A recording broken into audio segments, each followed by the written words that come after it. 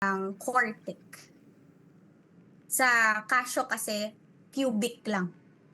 So, quartic kapag raised to 4 or 4 yung ating order. Matrix naman, very helpful din si Canon kasi meron siyang 4 by 4. Okay? At yung mga iba pang functions like yung conversion for me, napaka-helpful kasi meron siyang category, may speed siya, may distance, may temperature, energy. So, naka-indicate na talaga kung anong i-convert mo. May capacity pa nga, okay? Lalo na si temperature. Nalilito kasi ako minsan kung ano yung formula to convert Celsius to Fahrenheit or vice versa. Sino ba yung 5/9 at saka 9/5? Nakakalimutan ko yun. So, very helpful siya. At saka mga constants. Sa ating Casio, okay, 40 lang yung constants, pero kay Canon, 79.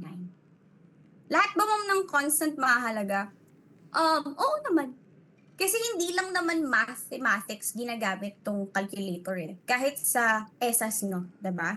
ESAS nyo, like sa mga chemistry, sa physics, may mga constants doon.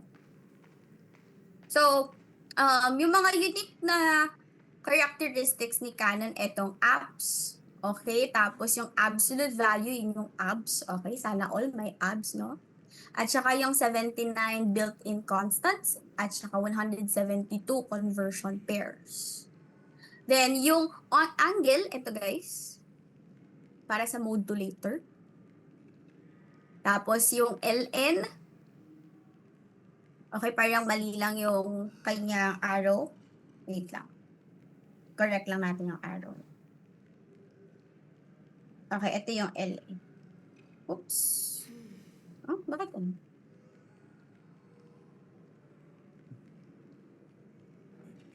Saglit lang.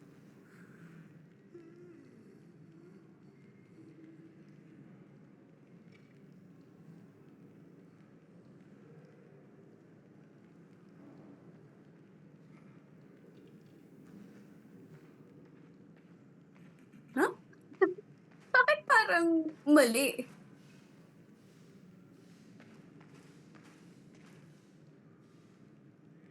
Wait. Okay, merong technical issue. Tempers. Ano dito? Saglit lang ha.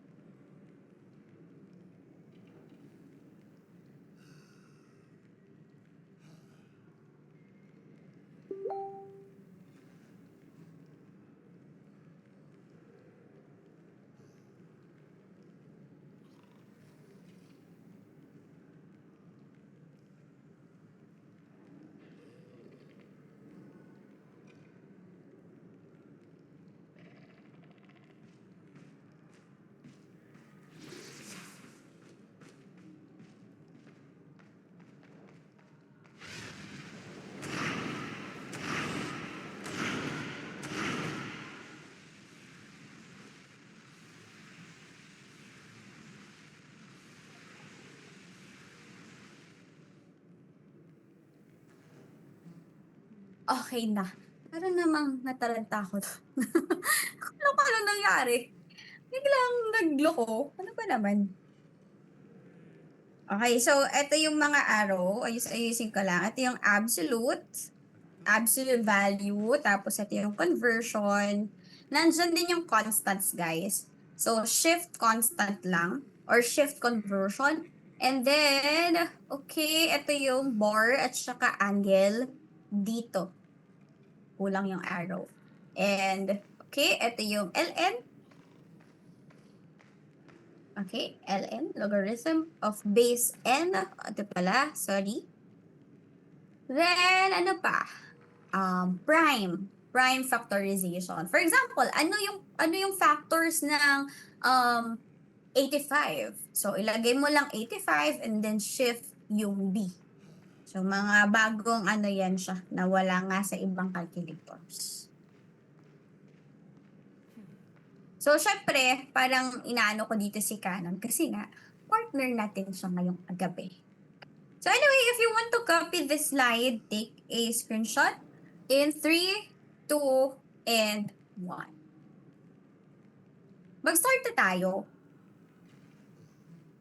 Let's start problem number 1. Okay? For our problem number 1, sa pangalan niya, calculator basics. So basic pa lang. Wag kayong magtaka mo, bakit ang dali-dali ng mga example. Basic pa nga lang. So for example, a circular piston in a hydraulic press has a diameter of 15 inches.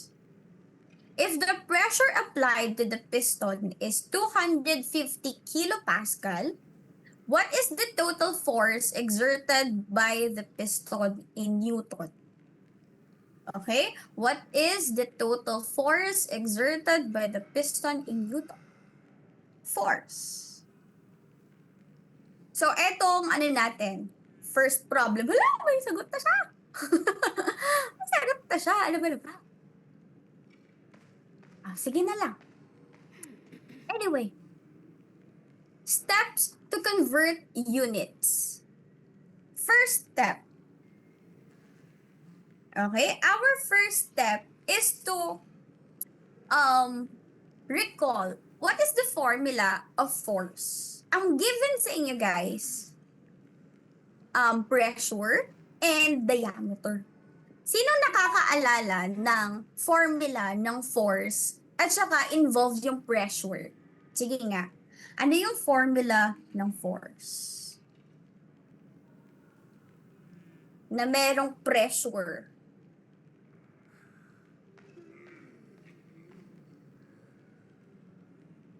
Aso na yun? Parang may nag-chat kanina. Wag mahiya. Pwede niyong i-chat ako directly if nahihiyang makita ng iba yung mga chinat niyo dyan. Pwedeng direct chat. Anong formula ng force, guys? Ma'am, force is equal to mass times acceleration. Oo, tama naman ikaw. Tama naman ikaw. Pero, okay, ang pinag-uusapan kasi natin dito ay pressure. So, ano yon? Yes. Okay. Tama yon, tama. Siguro yung iba sa pressure. Ako actually sa pressure din ako. Yung pressure is equal to force over area. Yun yung memorize kong formula. Kaya siguro yung iba na confuse sa divide. It's okay. So your force is equal to pressure times area. Okay? Pressure times area.